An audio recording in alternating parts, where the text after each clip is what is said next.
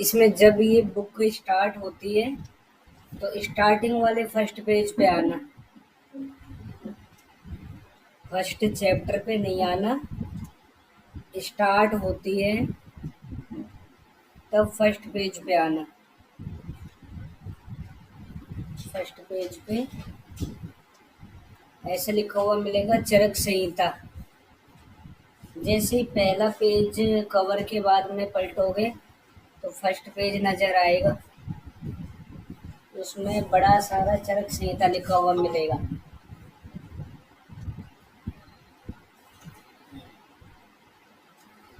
चरक संहिता लिखा हुआ मिलेगा। इस चरक संहिता में चरक संहिता, इसके ऊपर एक लाइन लिखी हुई है, श्रीमद अग्निवेशेन प्रणीता। श्रीमद अग्निवेशेन प्रणीता चरक दृढ़ बलाभ्याम प्रतिसंस्कृता। जब बुक स्टार्ट होती है इसमें से एक क्वेश्चन जरूर आता है इंट्रोडक्शन में से, टीकाकार का आ जाता है या कुछ भी कमेंट्री से रिलेटेड पूछता है या फिर कोई भी संहिता के बारे में पूछ सकता है। तो सबसे पहले इस चरक संहिता को पढ़ रहे हैं तो इसके बारे में हमें पता होना चाहिए इसमें है क्या क्या बातें। श्रीमद अग्निवेशेन प्रणीता, प्रणीता के बाद कोमा लगा लेना और प्रणीता शब्द में एरो लगा के लिखो। तंत्रकर्ता, तंत्रकर्ता या रचयिता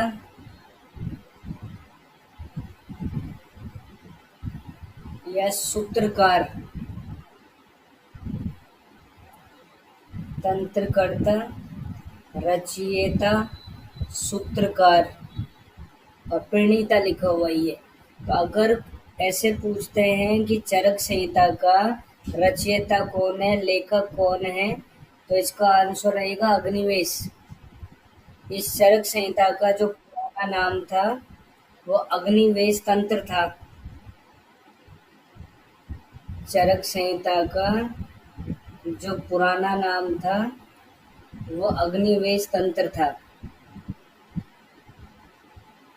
अग्निवेश ने लिखी थी।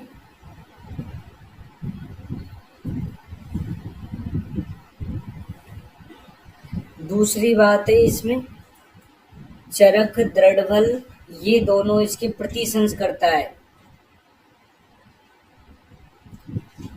चरक दृढ़बल दोनों प्रतिसंस्कर्ता है। चरक जो है वो फर्स्ट है, फर्स्ट प्रतिसंस्कर्ता चरक।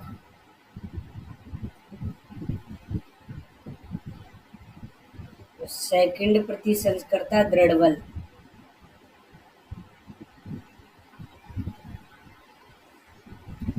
अगर हमारे पास में ऐसे क्वेश्चन आता है कि चरक संहिता का प्रतिसंस्कर्ता कौन है और ऑप्शन में चरक भी है, दृढ़बल भी है और बोथ है, तो बोथ आंसर करना है।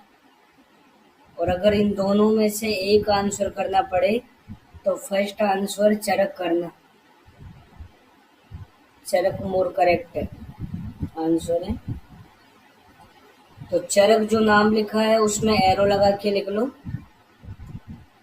विशुद्ध का पुत्र, विशुद्ध का पुत्र, कोमा वैशंपायन का शिष्य। विशुद्ध का पुत्र, कोमा वैशंपायन का शिष्य। और क्या है, भाष्यकार। चरक संहिता का भाष्यकार है। इसको परिभाषित किया, डिफाइन किया, अच्छे से समझाया। सूत्रकार कौन है, अग्निवेश। भाष्यकार चरक खुद है। दृढ़बल जो है इसमें एरो लगा के लिखना। संपूर्ण कर्ता, संपूर्णकर्ता या संग्रहकार,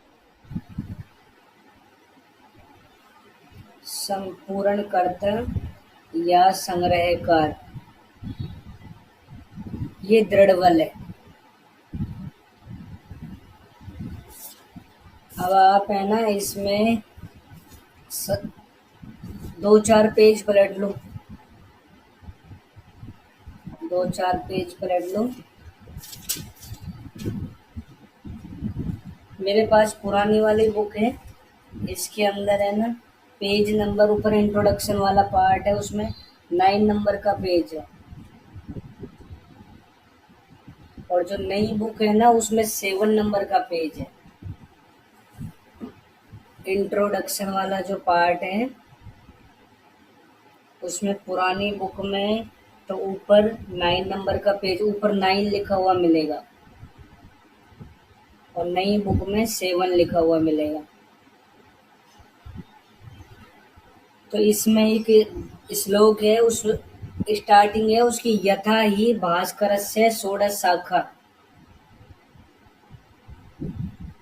पुराने वाले बुक में 9 नंबर पेज पे नीचे नीचे देखना 6-7-8 लाइन छोड़ के, और नई में ऊपर से 7-8 लाइन छोड़ के देख लो। इंट्रोडक्शन में थोड़ी परेशानी है, बाकी परेशानी नहीं होगी। फिर यथा ही भास्करस्य षोडश शाखा, भास्कर मतलब सूर्य, शाखा मतलब शिष्य, षोडश मतलब 16। भास्कर ये सूर्य भगवान के 16 शिष्य थे।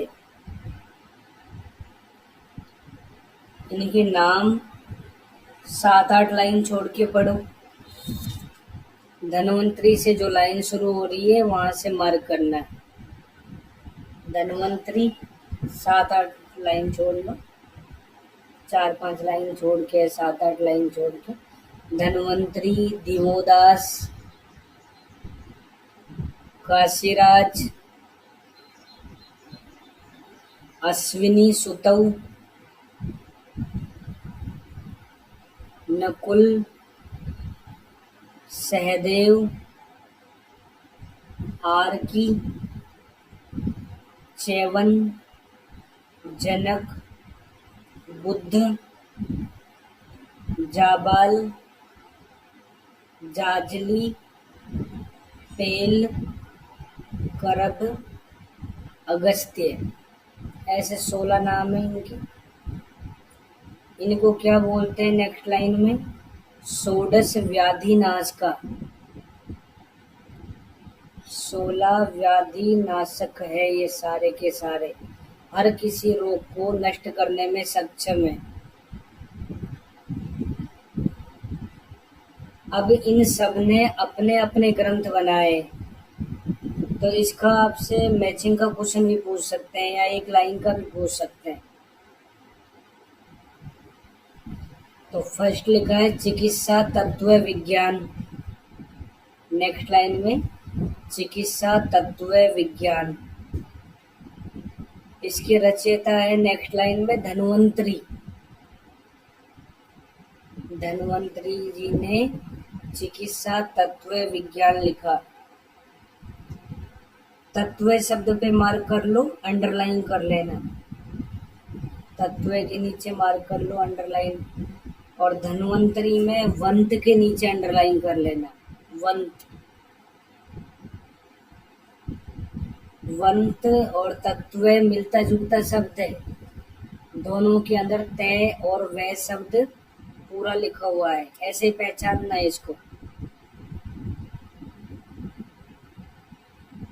धन्वंतरी, वंत, तत्व, ऐसे करके याद करना। नेक्स्ट लाइन में चिकित्सा दर्पण, ये कौन लिखता है इसी लाइन में? दिवोदास। ऐसे ही बोलना, दे से दर्पण, दे से दिवोदास। दे के नीचे अंडरलाइन कर लो बस दोनों जगह पे। दे से दर्पण, दे से दिवोदास। फिर नेक्स्ट लाइन में चिकित्सा कौमुदी, कैसे कौमुदी और आगे कैसे काशीराज, चिकित्सा कौमुदी काशीराज लिखते हैं। फिर नेक्स्ट लाइन में चिकित्सा सारतंत्र, ये लिखते हैं अश्विनी सुतऊ। अश्विनी सुतऊ मतलब अश्विनी कुमार। तो ऐसे बोलना है, चिकित्सा सार अश्विनी कुमार, चिकित्सा सार अश्विनी कुमार, मिलता जुलता शब्द है। सार कुमार मिलता जुलता शब्द है।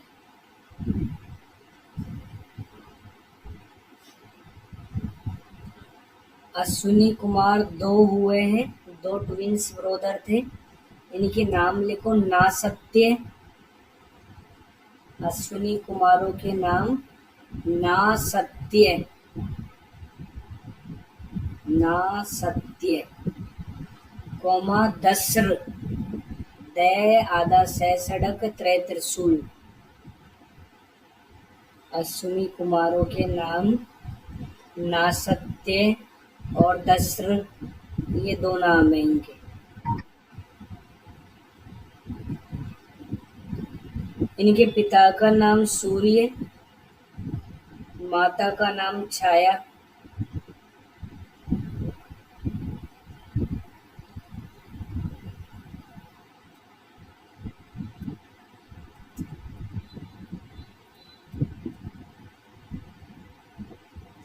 पिता का नाम सूर्य भगवान था और माता का नाम छाया था। और इनका जो सिर था ना वो अश्व के जैसा था, घोड़े के जैसा, इसलिए इनको अश्विनी कुमार बोलते हैं।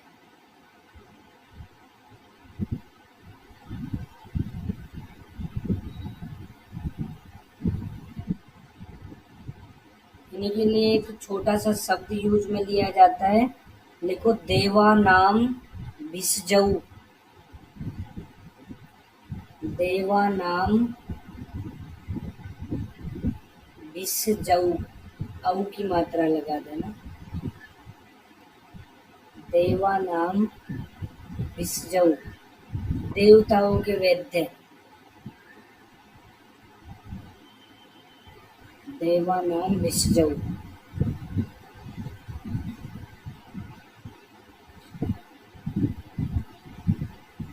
देवताओं के वैद्य कहे गए हैं। नेक्स्ट देखो वेदक सर्वस्व, ये नकुल लिखता है। नकुल सहदेव पांडुपुत्र थे, ये दोनों वैद्य हुए थे। तो नकुल वैद्य था, तो इनका नाम वैदक सर्वस्व से याद कर लेना, नकुल वैद्य। और वैदक सर्वस्व जो है हारीत संहिता का पर्याय भी है। वैदक सर्वस्व शब्द में एरो लगा के लिखना, हारीत संहिता का पर्याय, वैदक सर्वस्व में हारीत संहिता का पर्याय।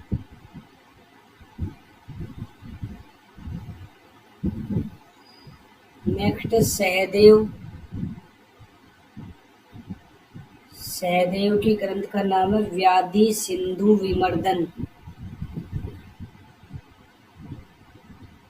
ऐसा करना, स से सहदेव, स से सिंधु, सिंधु शब्द पे ध्यान देना बस। स से सहदेव, स से सिंधु। नेक्स्ट लाइन में ज्ञानार्णव, ज्ञानार्णव यमराज लिखते हैं। यमराज को सभी का ज्ञान रहता है ना, हम क्या कर रहे हैं, क्या नहीं कर रहे हैं, कहाँ जा रहे हैं, क्या कर रहे हैं, अच्छा बुरा जो भी है, सबका ज्ञान यमराज को रहता है। तो ज्ञान का अर्णव किसको रहता है, यमराज को। तो यमराज के ग्रंथ का नाम है ज्ञानार्णव।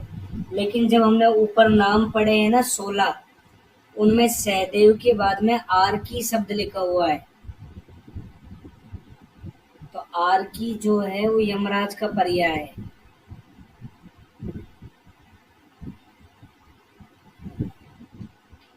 सहदेव ने व्याधि सिंधु विमर्दन लिख दिया और यमराज ने या आरकी ने ज्ञानार्णव लिखा है। फिर नेक्स्ट लाइन में चैवन जीवदान, चैवन ऋषि है, नाम सुना होगा, च्यवनप्राश अवलेह, इसको चैवन ऋषि ने खाया था सबसे पहले और खाने से उनको जीवन दान मिला था। तो ऐसे भी याद कर सकते हो, चैवन को जीवन दान मिला, या फिर चैवन में व और न लिखा हुआ है और जीवदान में भी व और न लिखा हुआ है। अब ये तुमसे कोई नहीं पूछेगा तुमने व न कैसे मिलाया, तुम्हारा क्वेश्चन सही होना चाहिए और जल्दी से जल्दी सही होना चाहिए। जो ऐसे करेगा ना वही बच्चा सेलेक्ट होता है। इसके बाद में नेक्स्ट लाइन में जनक, जनक ने लिखा वैद्य संदेह भंजन, भंजन जन पे खत्म हुआ, जन से जनक बोल देना, वैद्य संदेह भंजन, जन के नीचे अंडरलाइन कर लो दोनों में, जनक में जन के नीचे अंडरलाइन कर देना और वैद्य संदेह भंजन में भी जनक के नीचे अंडरलाइन कर लेना। नेक्स्ट सर्वसार, ये चंद्रसुत ने लिखा, लेकिन जब हम ऊपर नाम पढ़ते हैं ना तो वहां बुध लिखा हुआ है जनक के बाद में, तो बुध का पर्याय है चंद्रसुत, मतलब चंद्रमा का पुत्र, चंद्रमा का पुत्र चंद्रसुत बुध को बोलते हैं। और बुध को सभी का बोध है, सभी सारों का बोध, ऐसे याद कर लेना, सभी सारों का बोध कौन कराता है? बुद्ध, सर्वसार से। जाबाल, इसने लिखा तंत्र सार, तो ऐसे याद कर लेना, तंत्र का बाल,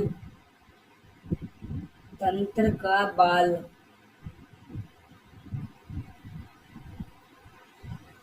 जाबाल में बाल लिखा है, तंत्र का बाल बोलना। इसके बाद में वेदांग सार, वेदांग सार, ये जाजली ने लिखा, जाजली, वेदांग सार जाजली। नेक्स्ट पेल, पेल के ग्रंथ का नाम है निदान, पेल को है ना पेन करके याद कर लेना, पेन, पे से पेल बना देना, न से निदान बना देना। करभ, करभ के ग्रंथ का नाम है सर्वधर्म परम, तो करभ को करम बोलना और धर्म इसमें लिखा ही है, तो करम धर्म ऐसे याद करना, करम धर्म। करभ के ग्रंथ के नाम में धर्म लिखा हुआ आता है। द्वेध निर्णय तंत्र, ये लिखता है कुंभ संभव, अगर ऊपर नाम पढ़ोगे ना तो अगस्त्य लिखा हुआ है, कुंभ संभव का मतलब अगस्त्य ऋषि होता है। संभव कुछ भी हो सकता है ना, अब पूरी साल पढ़ोगे कुछ भी संभव हो सकता है। मान लो एक दिन पहले दिमाग खराब हो गया किसी भी वजह से, सेम डे खराब हो गया, कोई भी प्रॉब्लम आ गई, सिलेक्शन नहीं हुआ, ये भी संभव हो सकता है। और बहुत बार ये भी है कि क्वेश्चन जो है हम करके आए हो सारे के सारे सही हो जाए, तो बहुत अच्छे रैंक भी आ जाए, ये भी संभव हो सकता है। तो इसमें दो तरह के निर्णय हो सकते हैं, सिलेक्शन हो भी सकता है और नहीं भी हो सकता। द्वैध निर्णय का संभव, दो निर्णय हो सकते हैं, संभव हो सकते हैं, पॉसिबल हो सकते हैं। तो ऐसे करके ना हमें ये 16 आचार्यों के 16 ग्रंथ के नाम याद करने हैं। नेक्स्ट लाइन में चिकित्सा शास्त्र के बीज बोलते हैं इनको, चिकित्सा शास्त्र के बीज है ये। और ये जब पूरा श्लोक कंप्लीट होता है तो इसका रेफरेंस लिखा है ब्रह्म वैवर्ते 16 अध्याय। तो ब्रह्म वैवर्त पुराण के 16वें अध्याय में 16 शिष्य बताएं। 16वें अध्याय में 16 शिष्य बताएं। फिर 3 लाइन छोड़ के पढ़ना। ऐसे लिखा हुआ मिलेगा जल्प कल्प तरु। 2-3 लाइन छोड़ के देखो जल्प कल्प तरु। जब ये पूरा श्लोक कंप्लीट हो जाता है उसके बाद में ब्रह्म वैवर्त अध्याय के बाद में जल्प कल्प तरु।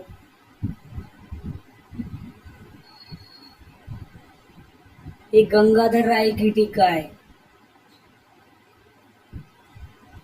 गंगाधर राय की टीका का नाम क्या है? जल्प कल्प तरु।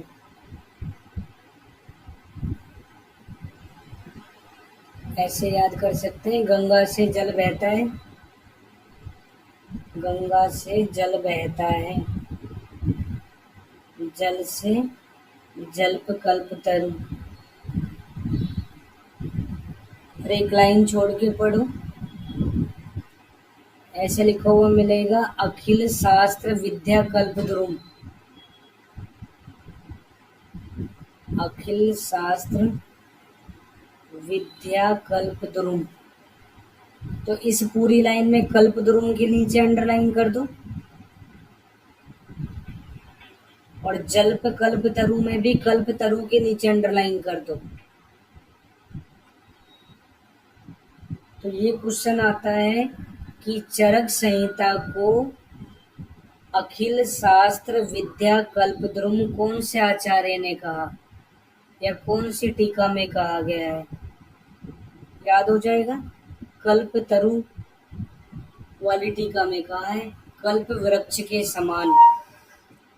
द्रुम का मतलब भी वृक्ष होता है, तरु का मतलब भी वृक्ष होता है। इसके बाद में तुम ये कुछ रेफरेंसेज लिखे हुए मिलेंगे, इन सब को छोड़ के 2-3 पेज पलट लो। जैसे ये रेफरेंस कंप्लीट होते हैं एक श्लोक स्टार्ट होगा 2 पेज के बाद में, अतएव ब्रवीम्य ऐसे करके स्टार्ट होने वाला है।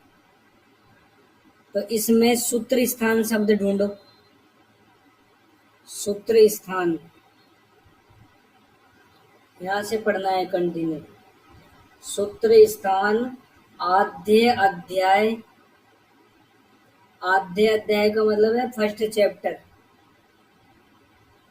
सूत्र स्थान के फर्स्ट चैप्टर पे वैशेषिक प्रादुर्भाव। कौन से दर्शन का प्रभाव पड़ा? वैशेषिक दर्शन का प्रभाव पड़ा। सूत्र स्थान के फर्स्ट चैप्टर पे वैशेषिक दर्शन का प्रभाव पड़ा। नेक्स्ट लाइन में विमान स्थान। विमान स्थान इसमें कंटिन्यू पढ़ोगे तो न्याय दर्शन प्रभाव है। विमान स्थान पर न्याय दर्शन का प्रभाव पड़ा।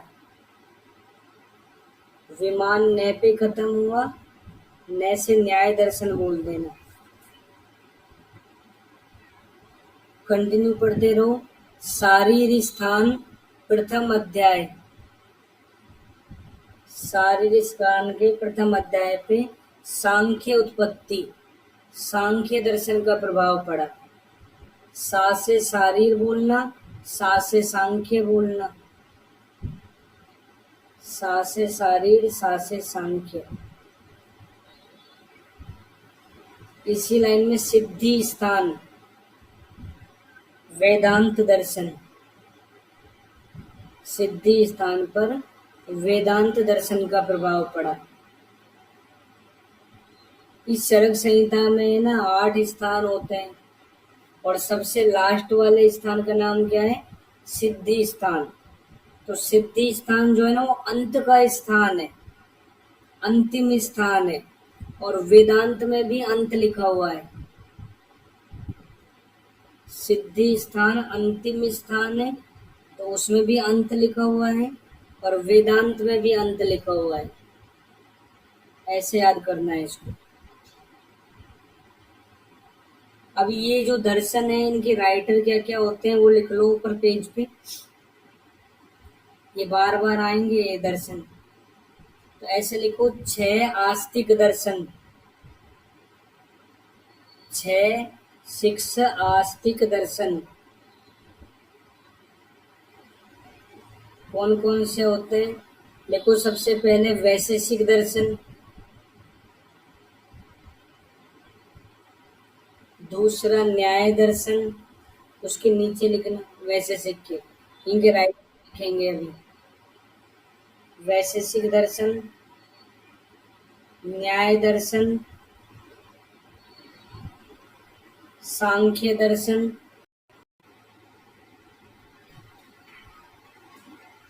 योग दर्शन,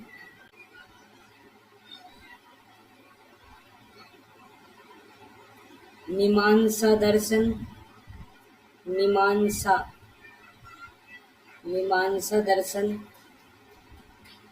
और लास्ट लिखना वेदांत दर्शन।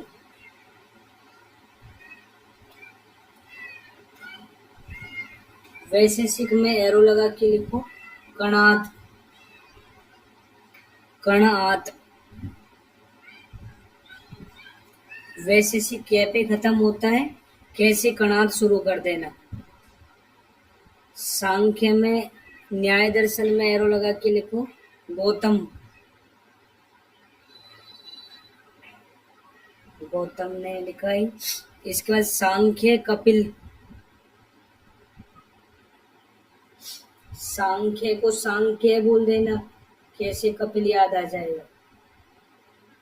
इसके बाद में योग दर्शन पतंजलि, पतंजलि योग दर्शन से संबंधित है, सब जानते हैं। पतंजलि योग पीठ हरिद्वार में है, पतंजलि योग। मीमांसा, इसका लिखना जैमिनी, जैमिनी। मीमांसा में मी लिखा हुआ है और जैमिनी में मी है, मी के नीचे अंडरलाइन कर दो। वेदांत, वैसे व्यास, ऐसे इनके 6 रचयिता होते हैं अलग अलग करके। और 3 नास्तिक दर्शन होते हैं, बस नाम लिख लो। 3 नास्तिक दर्शन कौन से हैं? जैन, बौद्ध, चारवाक। जैन दर्शन, बौद्ध दर्शन, चारवाक दर्शन, ये 3 नास्तिक दर्शन होते हैं। अब ये ना 5-7 पेज पलट लो, तो ये इंट्रोडक्शन कंप्लीट होके इंट्रोडक्शन का दूसरा पार्ट शुरू होता है। ऊपर ऐसे लिखा हुआ मिलेगा संपादकीय। अब इस संपादकीय में भी है ना, तुम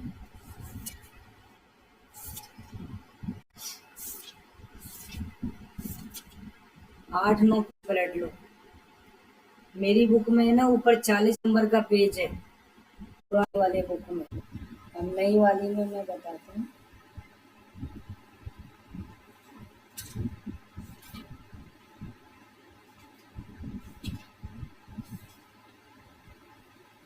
नई वाली में 24 इंट्रोडक्शन में।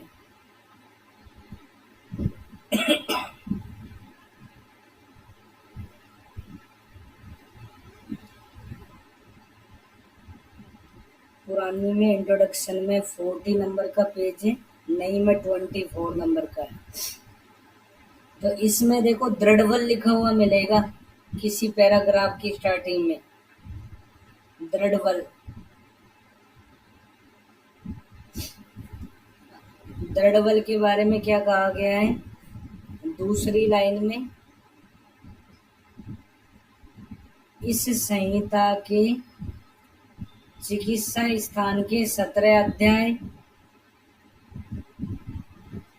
और 12 अध्याय के कल्प और सिद्धि स्थान नहीं मिलते थे, जिन्हें कपिल बल के पुत्र दृढ़ बल ने संग्रह करके पूरा किया। तो संग्रहकार बताया था।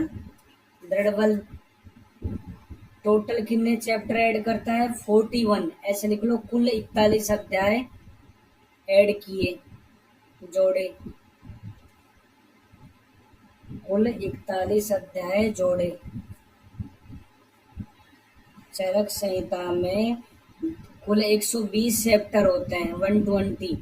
तो 120 में 41 जो चैप्टर है ना, वो दृढ़ बल ने लिखे हैं। तो उन 41 में पूरा कल्प स्थान आ जाता है, पूरा सिद्धि स्थान आ जाता है, और चिकित्सा स्थान के 17 चैप्टर आते हैं। बता दूंगा ये सब कौन कौन से। अभी इतना याद कर लो। ये जो 41 अध्याय इन्होंने शिलोंच वृत्ति से ऐड किए। ऐसे लिख लेना, शिलोंच वृत्ति।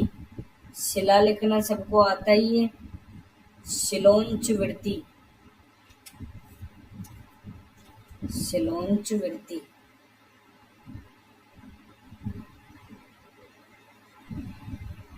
शिलोंच वृत्ति से ऐड किए। इसके बाद में नेक्स्ट, इनके पिता का नाम भी याद रखना है। कपिल बल के पुत्र है ये, पिता का नाम कपिल बल। कहाँ रहते थे? पंचनदपुर। पंचनदपुर नेक्स्ट लाइन में लिखा है। पंजाब को बोलते हैं आज के टाइम में, 5 नदियों का प्रांत पंजाब। इसके बाद में 2 पैराग्राफ छोड़ दो। तीसरे पैराग्राफ में एक श्लोक लिखा हुआ मिलेगा, विस्तार यति लेशोक्तम। 2 पैराग्राफ छोड़ने के बाद तीसरे में देखो, विस्तार यति लेशोक्तम संक्षिप्त यति अति विस्तरम संस्कृता कुरुते तंत्रम पुराणम च पुनर्नवम। विस्तारयति लेशोक्तम संक्षिप्त यति अति विस्तरम। तो इसमें है ना, संस्कृता के 3 कार्य होते हैं। एक कार्य है विस्तार यति लेशोक्तम, जो संक्षिप्त होती है उसको बढ़ा चढ़ा के बताना, बड़ा चढ़ा के बताना, विस्तार से बताना। दूसरा है संक्षिप्त यति अति विस्तरम, जो अति विस्तृत है उसको संक्षिप्त करके बताना। और तीसरा है पुराणम च पुनर्नवम, पुरानी चीजों को अपडेट करना, नया करना। ये 3 कार्य संस्कृता के होते हैं। अब इस क्वेश्चन को तुमसे ऐसे भी पूछ सकते हैं कि विस्तार यति लेशोक्तम संक्षिप्त यति अति विस्तरम, ये लाइन कौन सी संहिता में कही गई है? चरक संहिता में कही गई है।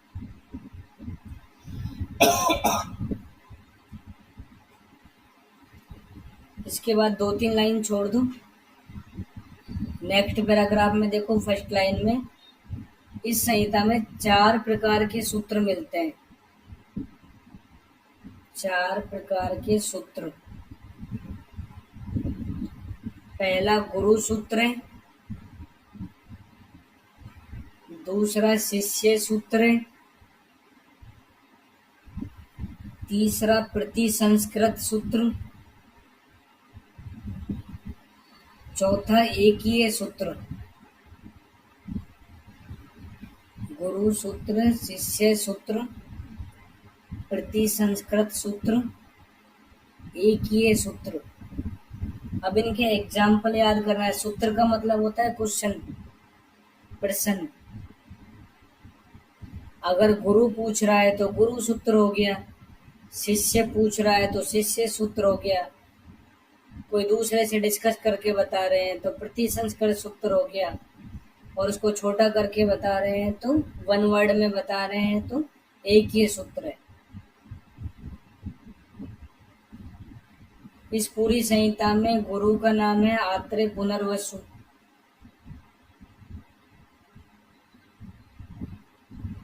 और शिष्य का नाम है अग्निवेश। इन दोनों में ही आपस में क्वेश्चन डिस्कशन चलता रहता है। जैसे महाकषाय वाले चैप्टर की एग्जाम्पल दिए हुए हैं, एको अपि ही अनेकाम संज्ञाम लभते कार्यांतराणि कुर्वन्। ये बोल रहा है कि एक द्रव्य जो होता है एक से ज्यादा महाकषाय में आ जाता है। क्यों आ जाता है? क्योंकि वो बहुत सारे कार्य करता है, इसलिए वो एक से ज्यादा में आ जाता है।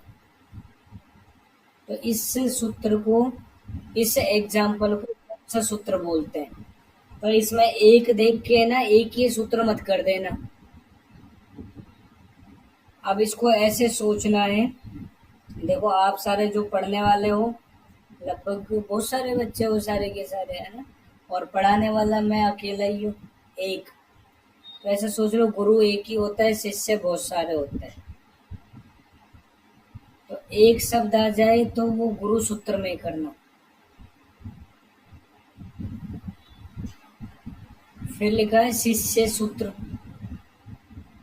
शिष्य सूत्र का एग्जाम्पल, न एतानि भगवन पंच कषाय शतानि पूर्यन्ते तानि तानि हि एवंगानि संप्लवते तेसु तेसु कषायेषु इति। ऐसे लाइन लिखी है ना। तो इसको अपन को कुछ मतलब नहीं है, इस लाइन का क्या मतलब है, क्या अर्थ है, इससे कुछ नहीं लेना देना, है ना। जब लेना देना होगा तो मैं बता दूंगा, अभी तो बस पहचानना है। देखो, अगर कोई स्टूडेंट अपने टीचर से कोई भी क्वेश्चन करता है तो डायरेक्ट टीचर का नाम नहीं लेता। वो क्या बोलता है, सर ये बताओ मुझे, है ना। अगर तुम्हें मुझसे कुछ पूछना है तो क्या कहोगे, बॉस ये बता दो।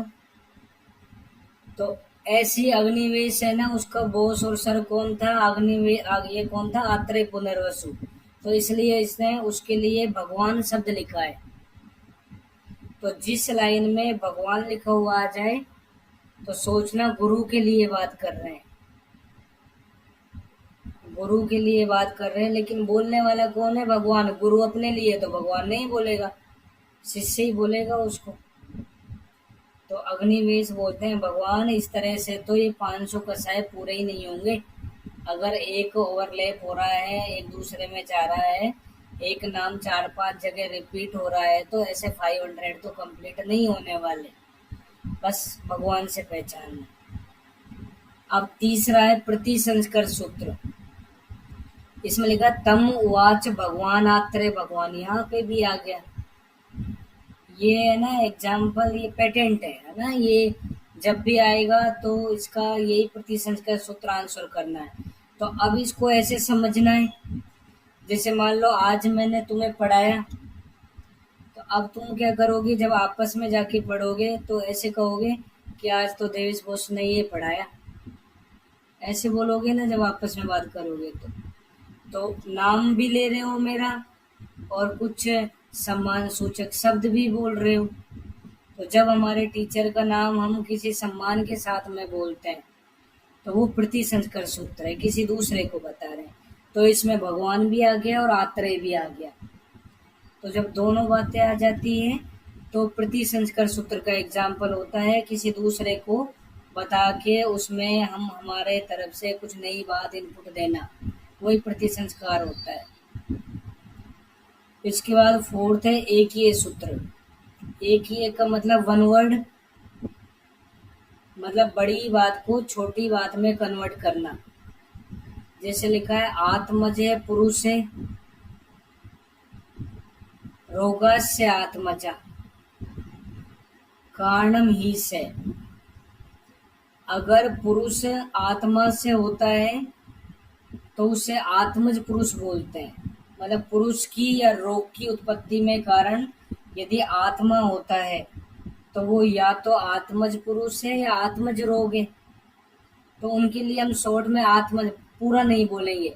आत्मा से उत्पन्न होने वाला पुरुष, 10 है आनंद जिसके, 3 है नेत्र जिसके, लंबा है उदर जिसका, है ना। तो इनको हम शॉर्ट में गणेश, रावण, महेश ऐसे बोलते हैं।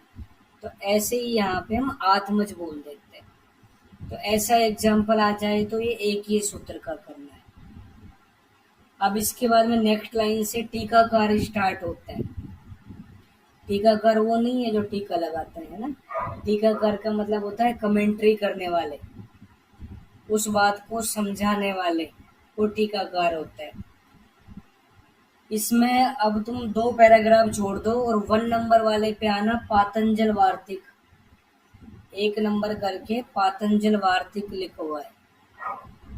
और इसमें तीसरी लाइन पढ़ना। तीसरी लाइन में पतंजलि रचित वात स्कंद, पित्त स्कंद, उपेत सिद्धांत सारावली। वात स्कंद, पित्त स्कंद, उपेत सिद्धांत सारावली नामक ग्रंथ किसने लिखा है? पतंजलि ने लिखा है। तो इसमें पित्त स्कंद में पेत्त लिखा है ना, इसके नीचे अंडरलाइन कर लो, पेत्त के नीचे। और पतंजलि में पत के नीचे अंडरलाइन कर लो। ऐसे पहचानना है इसको। पेत्त स्कंद पतंजलि ने लिखा। और ये कहाँ पे? लंदन के इंडिया ऑफिस लाइब्रेरी में। अंग्रेज चुरा के ले गए अपने सारे ग्रंथों को, चोर थे वो। तो लंदन के इंडिया में वहाँ है, और फिर वो उसमें है ना रिसर्च कर करके और हमें सिखा रहे हैं देश दुनिया में। इसके बाद नेक्स्ट पैराग्राफ की फर्स्ट लाइन में आओ। 2 नंबर के पॉइंट में लिखा है भट्टार हरिश्चंद्र। इन्होंने चरक संहिता पे जो टीका लिखी उसका नाम है चरक न्यास। लिख लेना, चरक न्यास, आधा न यास।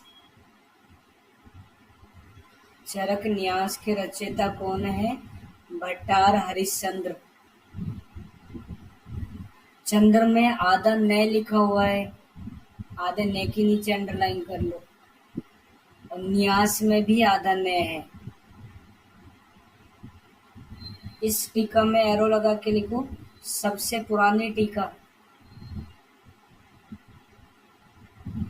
सबसे पुरानी टीका। फिर दूसरा पॉइंट लिखो, इसे माधव निदान पर प्रभाव पड़ा। इसी के लिए लिखना, एरो लगा के लिख दो, दूसरा एरो लगा के, माधव निदान पर प्रभाव पड़ा। तो चरक संहिता की कौन सी टीका है जिसका माधव निदान पर प्रभाव पड़ा? चरक न्यास। न से न्यास बोलना, न से निदान बोलना। देखो इसको ऐसे भी सोच सकते हैं, इसके ब्रैकेट में ऐसे लिखा है 6ठी या 7वीं शताब्दी। और माधव निदान का जो काल होता है ना, वो भी 7वीं शताब्दी होता है। तो दोनों का टाइम लगभग बराबर का ही है। नेक्स्ट तीसरे नंबर का पॉइंट, नेक्स्ट पैराग्राफ में फर्स्ट लाइन में तीसरे नंबर का पॉइंट है आषाढ़ वर्मा। इन्होंने परिहार वर्तिका लिखी। देखो अगर हम किसी पेशेंट को परिहार के लिए बोलते हैं, परिहार मतलब परहेज करना, तो ऐसे बोलते हैं कि तुझे है ना 1 महीने तक परहेज करना है, 2 महीने तक परहेज करना है। तो परिहार काल 1 मास होता है, 2 मास होता है, कुछ भी बोल दो। तो मास का नाम लिखा हुआ है आषाढ़। आषाढ़ क्या है? महीना। और महीनों में हम क्या करते हैं? परिहार, परहेज कराते हैं। तो आषाढ़ में परिहार, ऐसे करके याद करना। वर्मा से वार्तिक याद हो जाएगा। आषाढ़ वर्मा परिहार वार्तिक। एक लाइन छोड़ के पढ़ो जेजेट 5 नंबर पे। जेजेट की टीका का नाम है निरंतर पद व्याख्या। देखो जेजेट जो नाम है ना, इसी में जय जय जय एक पद 3 बार आया है, कंटिन्यू आया है। और कंटिन्यू को हम क्या बोलते हैं? निरंतर। जेजेट में जय जय जय निरंतर आ रहा है, तो इसकी टीका का नाम क्या है? निरंतर पद व्याख्या।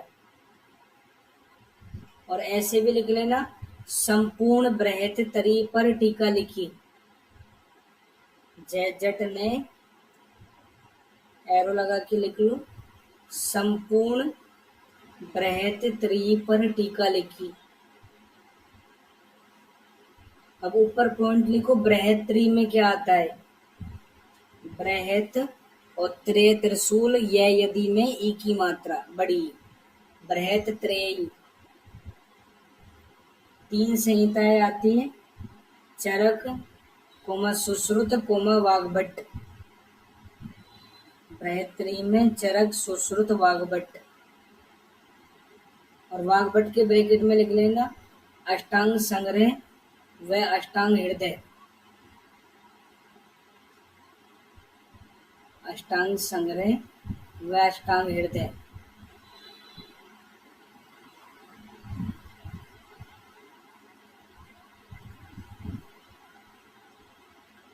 इसी के नीचे लिखो लघु त्रयी। लघु त्रयी। लघु त्री में एरो लगा के लिखना माधव निदान, माधव निदान कोमा सारंगधर कोमा भाव प्रकाश। माधव निदान कोमा सारंगधर कोमा भाव प्रकाश। ये 3 संहिताएं माधव निदान भाव प्रकाश ये लघु त्रयी में आती है। इसके बाद में तुम 8 नंबर के पॉइंट पे आओ, अमृत प्रभ। अमृत प्रभ। अमृत प्रभ की टीका का नाम है चरक न्यास। चरक न्यास टीका 2 आचार्यों ने लिखी है। अमृत प्रभ भी याद कर लेना, और दूसरा चरक न्यास भट्टार हरिश्चंद्र भी याद करना। बहुत आ जाए तो बहुत आंसर करना, दोनों में से एक करना हो तो काल के अकॉर्डिंग पहले भट्टार हरिश्चंद्र आंसर कर देना। जो पहले आता है उसी के अकॉर्डिंग आंसर होता है। भट्टार हरिश्चंद्र पहला आंसर करना।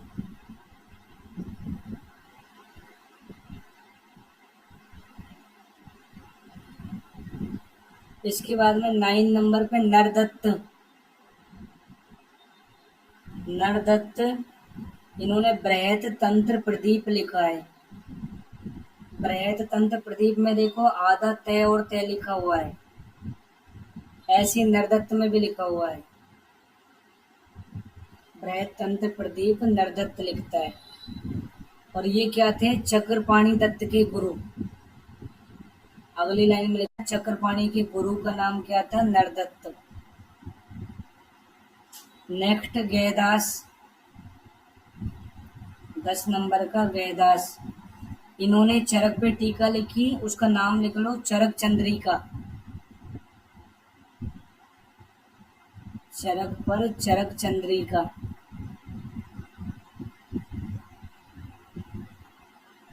चरक संहिता पे चरक चंद्रिका टीका लिखी। फिर सुश्रुत संहिता पर पंजिका या न्याय चंद्रिका या चंद्रिका, ऐसे टीकाएं सुश्रुत पे लिखी है। पंजिका के आगे बृहत शब्द लिख लेना, बृहत पंजिका। पंजिका भी लिखा आ सकता है, बृहत पंजिका भी लिखा आ सकता है, एक ही नाम है ये सब। पंजिका या बृहत पंजिका या न्याय चंद्रिका या चंद्रिका, एक ही बात है। इसलिए इनको क्या बोलते हैं, चंद्रिकाकार।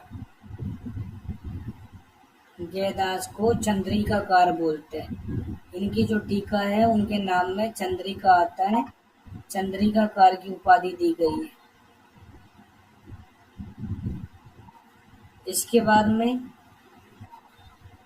एक पॉइंट छोड़ के अगले, इसको ऐसे याद कर लेना, ज्ञानचंद है ना, ज्ञानचंद करके याद कर लेना। ज्ञान से जयदास याद आएगा, चंद से चंद्रिका याद आ जाएगा। 12 नंबर के पॉइंट में देखो, चक्रपाणी। चक्रपाणी दत्त की टीका का नाम है आयुर्वेद दीपिका। आयुर्वेद दीपिका टीका अगली लाइन में चरक संहिता पर लिखी है। आयुर्वेद दीपिका टीका चरक संहिता पे लिखी। नेक्स्ट लाइन में, इसलिए इनको चरक चतुरानन बोलते हैं, चरक चतुरानन। एक लाइन छोड़ के अगली लाइन में, नारायण दत्त इनके पिता थे। देखो, गुरु का नाम नरदत्त था, नरदत्त गुरु है और नारायण दत्त पिता है।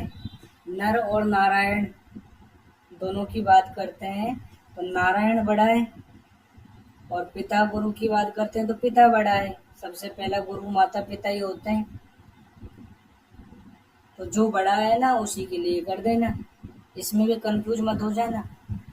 नारायण दत्त इनके पिता हैं, नारायण बड़ा है, पिता का कद बड़ा होता है। अगली लाइन में सुश्रुत संहिता पर भानुमति टीका लिखी। सुश्रुत पे भानुमति का दूसरा नाम लिखो ब्रैकेट में, तात्पर्य टीका। तात्पर्य टीका, टीका नहीं टीका, तात्पर्य टीका भानुमति का दूसरा नाम है। इसलिए इनको क्या बोलते हैं अगली लाइन में, सुश्रुत सहस्त्र नयन। सुश्रुत सहस्त्र नयन की उपाधि दी है इन्हें। और भी ये कुछ ग्रंथ लिखे हैं, उनका नाम है अगली लाइन में, नेक्स्ट लाइन में, चक्रदत्त, शुभंकर, सर्वसार संग्रह, द्रव्य गुण संग्रह, वैद्य कोश, ऐसे ग्रंथ लिखते हैं चक्रपाणी दत्ती। 2 लाइन छोड़ के पढ़ो, चक्रदत्त पर 13वीं शताब्दी में निश्चयकर नामक वैद्य ने रत्न प्रभा नाम की टीका लिखी। चक्रदत्त पे लिखी गई है। निश्चयकर रे पे खत्म हुआ, रे से रत्न प्रभा बोलना, रत्न प्रभा नाम की टीका लिखी। 23 नंबर पे आओ। 23 में शिवदास सेन, इनकी टीका का नाम है चरक तत्व प्रदीपिका। तत्व नाम से पहचानना है। शिवदास सेन के जो ग्रंथ हैं उनके नाम में तत्व लिखा हुआ मिलता है। तो शिव जो है इस प्रकृति के सभी तत्व में विद्यमान है, कण कण में विद्यमान है शिव। तो तत्व नाम से पहचान लेना, तत्व से शिवदास सेन आंसर करना। इन्होंने अष्टांग संग्रह पे, अष्टांग हृदय पे, चक्रदत्त पे, योग रत्नाकर और द्रव्य गुण संग्रह, इन सभी पे टीकाएं लिखी है। 24 में गंगाधर राय, 5-6 लाइन छोड़ के देखो, इनके टीका का नाम है चरक संहिता पर जल्प कल्पतरु। 4-5 लाइन छोड़ के देख लो या पेज पलट के देख लेना पुरानी बुक में। जल्प कल्पतरु हमने याद किया था अभी, गंगा से जल बहता है तो जल से जल्प कल्पतरु। 25 में योगेंद्र नाथ सेन, योगेंद्र नाथ सेन, नेक्स्ट लाइन में इनकी टीका का नाम है चरकोपस्कार।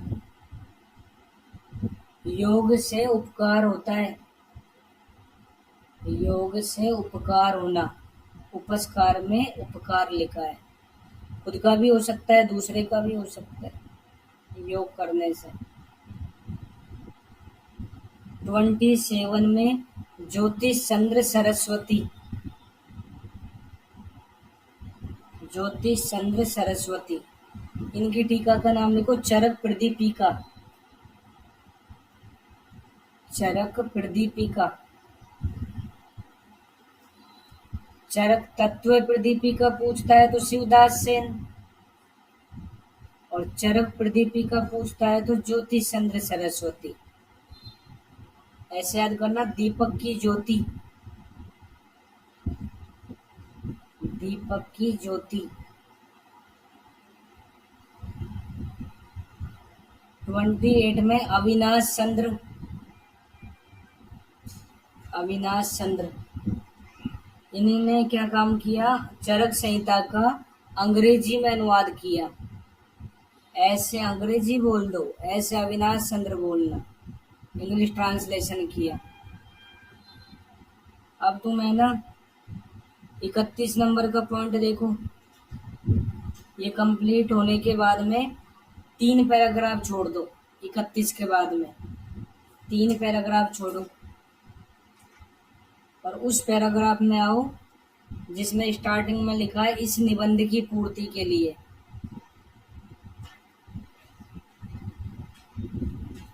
इसमें दूसरी लाइन पढ़ो, कविराज गणनाथ सेन, कविराज गणनाथ सेन ने प्रत्यक्ष शारीर ऐसा ग्रंथ लिखा। इस निबंध की पूर्ति के लिए कविराज गणनाथ सेन ने प्रत्यक्ष शारीर जैसा ग्रंथ लिखा।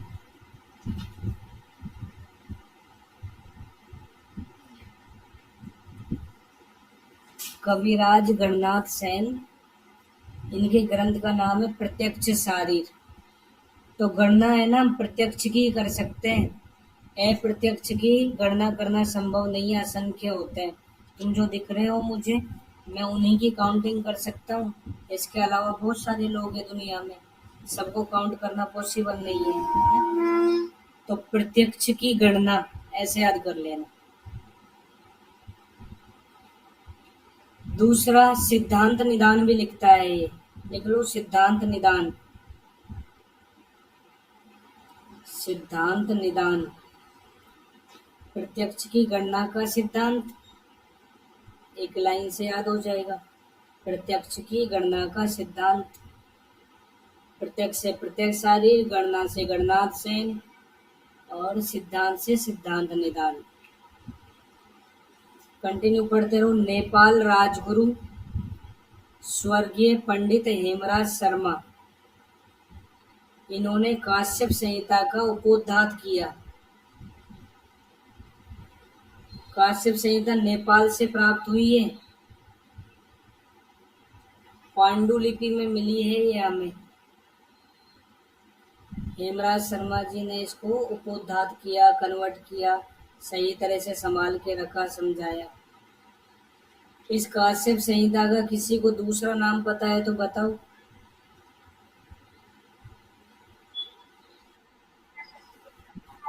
बाल भाषित संहिता और वृद्ध जीवक तंत्र।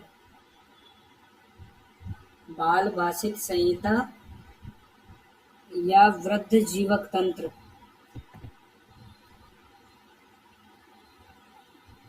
जैसे चरक संहिता को हम अग्निवेश तंत्र बोलते हैं, ऐसे ही काश्यप संहिता को वृद्ध जीवक तंत्र बोलते हैं। ये एक बच्चा था 5 साल का, जिसका नाम था जीवक, उसको ज्ञान हुआ था इसका काश्यप संहिता का। उसने लोगों को बहुत समझाया कि बच्चों में भी बीमारियां होती है, इस तरह से उनका ट्रीटमेंट करना चाहिए। बड़े बड़े लोगों ने हंस के डाल दिया कि ये तो बच्चा है 5 साल का, लेकिन फिर उन्होंने गंगा में डुबकी लगाई और एक वृद्ध रूप में परिवर्तित हो गए। इसलिए उनका नाम क्या हो गया, वृद्ध जीवक। और बच्चे ने बताई है, इसलिए बाल भाषित संहिता। बालक था 5 साल का, सोचो 5 साल का था, तुम तो 25 साल के हो, बहुत कुछ कर सकते हो। इसके बाद में अंजन निदान, यही लिख लो पास में, अंजन निदान।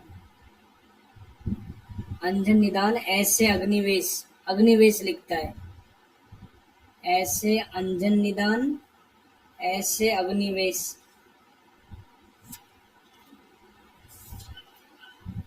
ये तो पूरा इस चैप्टर का है ना, इस संहिता का इंट्रोडक्शन हो गया, थोड़ा बहुत है। अब इसके फर्स्ट चैप्टर पे आओ,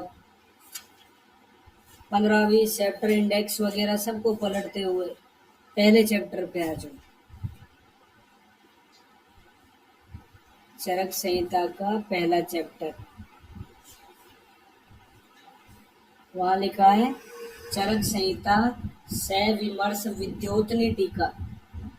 तो ये जो ग्रंथ लिखा है जो हम पढ़ रहे हैं हिंदी वाला विद्योतनी, ये काशीनाथ पांडे, सत्यनारायण शास्त्री, फर्स्ट पेज पे देखोगे ना तो लिखा हुआ मिल जाएगा। तो उनकी हिंदी टीका है विद्योतनी, टीका का नाम है विद्योतनी। इसके बाद में इस पूरी संहिता में 8 स्थान होते हैं और पहला स्थान हमें सूत्र स्थान पढ़ना है। और इस संहिता के पहले चैप्टर का नाम क्या है, अथातो दीर्घम जीवित्यम अध्याय। चरक संहिता का प्रथम चैप्टर है दीर्घम जीवितीय, दीर्घम जीवितीय। सुश्रुत संहिता का प्रथम अध्याय वेदोत्पत्ति, लिख लो यहीं पर। सुश्रुत संहिता का फर्स्ट चैप्टर वेदोत्पत्ति। अष्टांग हृदय या अष्टांग संग्रह, इन दोनों का पहला चैप्टर है आयुष्कामीय।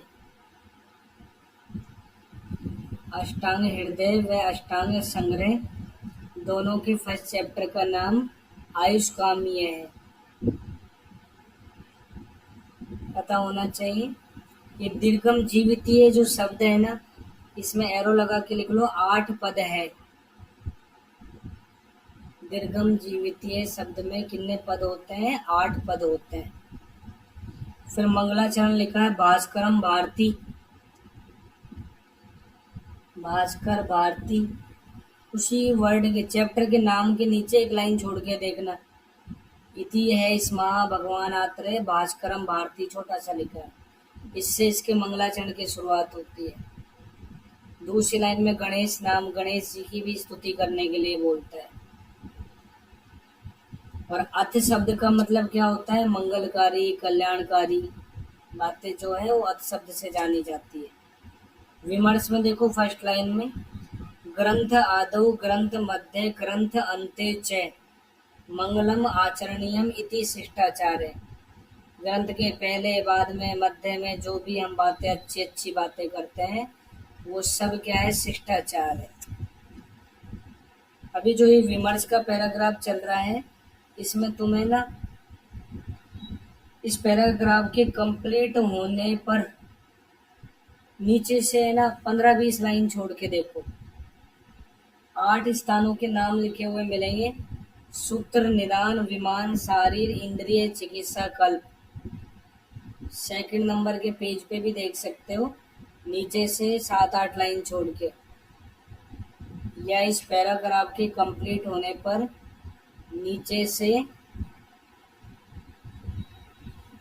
10-12 लाइन छोड़ दो, या नेक्स्ट पेज जो है ना उसमें ऊपर से 5-6 लाइन भी देख सकते हो नई बुक के अंदर। 8 स्थान है, 8 का है ना सीक्वेंस याद रहना चाहिए, आगे पीछे मत करना। पहले पे सूत्र है, फिर निदान है, फिर विमान, शारीर, फिर इंद्रिय, फिर चिकित्सा, सिद्धि, लास्ट में आता है कल्प, उससे पहले आता है। इसके बाद में 3-4 लाइन छोड़ो, एक ही श्लोक लिखा हुआ मिलेगा, श्लोक स्थानम समुदिष्टम तंत्रस्य अस्य श्रेय शुभम। श्लोक स्थानम समुदिष्टम तंत्रस्य अस्य श्रेय शुभम। तो ये लाइन सूत्र स्थान के लिए कही गई है। चरक संहिता का श्लोक स्थान है, उत्तम सिर स्थान है, सूत्र स्थान। इसको नहीं पढ़ोगे तो कुछ भी समझ में नहीं आएगा। इसके बाद में 2 लाइन छोड़ के पढ़ना। अनुबंध चतुष्टय शब्द लिखा हुआ है, अनुबंध चतुष्टय। इसमें क्या क्या आता है, कंटिन्यू पढ़ते रहो। अभिधेय, कोमा प्रयोजन, कोमा संबंध, कोमा अधिकारी। अपसा करके याद करना, APSA, APSA, अपसा। ए से अभिधेय, पी से प्रयोजन, एस से संबंध, ए से अधिकारी। ऐसे लिखो, माधव अनुबंध चतुष्टय, माधव अनुबंध चतुष्टय।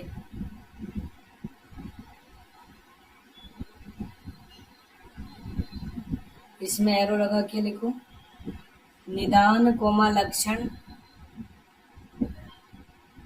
निदान कोमा लक्षण, कोमा उपद्रव, कोमा अरिष्ट। निदान कोमा लक्षण, कोमा उपद्रव, कोमा अरिष्ट। ये माधव अनुबंध चतुष्टय में आता है। 2 लाइन छोड़ के पढ़ो। अभिधेय के बारे में लिखा है, फर्स्ट नंबर अभिधेय। हेतु, दोष, द्रव्य, स्वरूप, स्कंध त्रिय तथा रोगों की उत्पत्ति रोकना अभिधेय है। हेतु, दोष, द्रव्य, इन तीनों को मिला के क्या बोलते हैं, स्कंध त्रिय। ये इंपॉर्टेंट क्वेश्चन है। स्कंध त्रिय में क्या आता है, हेतु, दोष, द्रव्य, ये तीनों आते हैं। हेतु, दोष, द्रव्य, स्कंध त्रिय।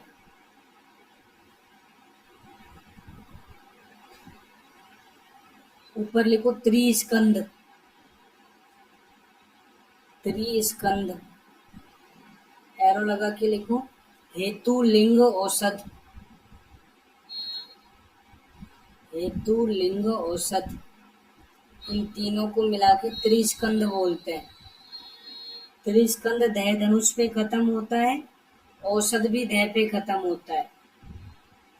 स्कंध त्रिय य पे खत्म होता है, द्रव्य भी य पे खत्म होता है। ऐसे बोलना, हेतु, दोष, द्रव्य, द्रव्य य पे खत्म हुआ, त्रिय य पे खत्म हुआ। इसके बाद में हेतु, लिंग, औषध दह पे खत्म होता है और त्रिस्कंध दह पे खत्म होता है। ऊपर ये जो मैं पढ़ा रहा हूँ ना, ये काशीनाथ पांडे और सत्यनारायण शास्त्री वाली बुक है ना। ब्रह्मानंद त्रिपाठी, रविदत्त त्रिपाठी, ये वाली मत पढ़ना, इनमें से ही पढ़ना। इसमें देखो, फिर ऊपर लिखो अष्टांग संग्रह में, एक लाइन लिखो, अष्टांग संग्रह में त्रिस्कंध ओब्लिक स्कंध त्रिय, त्रिस्कंध ओब्लिक स्कंध त्रिय। एरो लगा के लिखो। हेतु, लिंग, औषध। अगर अष्टांग संग्रह करके पूछा है तो दोनों एक ही है, हेतु, लिंग, औषध।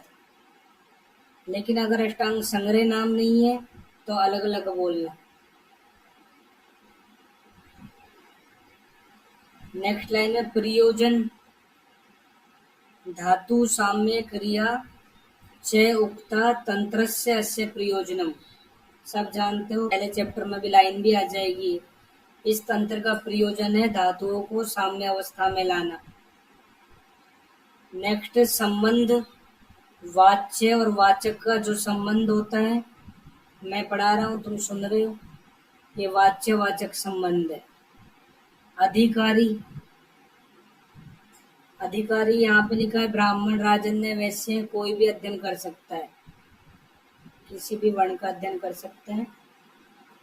फिर एक लाइन छोड़ के देखो, संहिता के सूत्र स्थान में 4 प्रकार के सूत्र, जो भी हमने थोड़ी देर पहले पढ़े थे, उनके और नए एग्जाम्पल बताए। संहिता के सूत्र स्थान में 4 प्रकार के सूत्र हैं। गुरु सूत्र, गुरु सूत्र का एग्जाम्पल है न एतद बुद्धिमता द्रष्टव्यम अग्निवेश, कि अग्निवेश तुम्हें इस दृष्टि से नहीं देखना चाहिए। मतलब अगर मैं तुमसे कल क्वेश्चन पूछूं या अभी पूछूं तो मैं तुम्हारा नाम लेके पूछूंगा, लेकिन तुम मेरे से क्वेश्चन पूछोगे तो नाम लेके, पीछे से तो कुछ भी कह लो लेकिन सामने से नहीं बोलोगे, है ना। तो नाम लेके नहीं बोलोगे, तो मैं तुम्हें नाम लेके बोल सकता हूँ। तो आत्रेय पुनर्वसु जी अपने शिष्य का नाम ले रहे हैं अग्निवेश। तो जब अग्निवेश नाम ले आ रहा है तो सोचोगे कौन बोल रहा है, गुरु बोल रहा है, तो ये गुरु सूत्र है। शिष्य सूत्र का वही एग्जाम्पल है, न एतानि भगवान पंच शतानि पूर्यन्ते। प्रतिशंक सूत्र का भी वही एग्जाम्पल है, तम उवाच भगवान आत्रे। एक ही सूत्र में थोड़ा नया एग्जाम्पल बता दिया यहाँ पे। देखो क्या लिखा है, एक लाइन छोड़ के, कुमारस्य शिरे पूर्वम अभिनिवर्तते इति कुमार शिरा भारद्वाज। ये जब है ना संतान उत्पन्न होती है उस समय की बात है।